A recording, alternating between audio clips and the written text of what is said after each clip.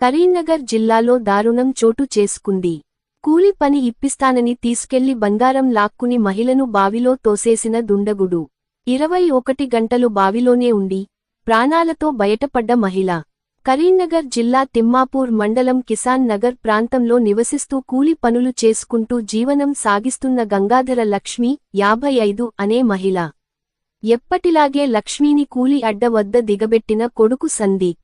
కూలి పని ఉందని ఆమెతో ఒప్పందం చేసుకుని నుస్తులాపూర్ గ్రామ శివారుకు తీసుకెళ్లి ఉదయం 11 గంటల సమయంలో మహిళ వద్ద ఉన్న అరతులం బంగారం, 4000 నగదు లాక్కుని ఆమెను బావిలో తోసేసిన గుర్తు తెలియని వ్యక్తి. మహిళ బావిలో ఉన్న తాడు పట్టుకుని పైకి రావడం గమనించి తాడును కోసేసి వెళ్లిపోయిన కిరాతకుడు. బావిలో ఈదుకుంటూ మోటారుకున్న పైపును పట్టుకుని ప్రాణాలు కాపాడుకున్న బాధితురాలు. రాత్రి అవుతున్నా తల్లి ఇంటికి రాకపోవడంతో పోలీసులకు ఫిర్యాదు చేసిన బాధితురాలి కొడుకు సందీప్.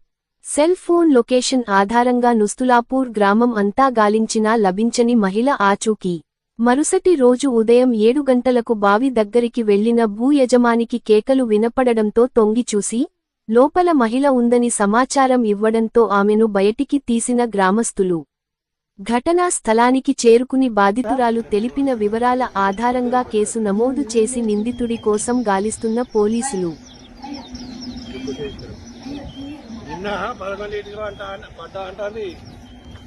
కంచెలు మంచుకున్నాయి పడ్డ తారకల నుంచి ఎవరు కింద దిగి వెళ్తారు కంచెలు కూడా ఉన్నాయి దానికి.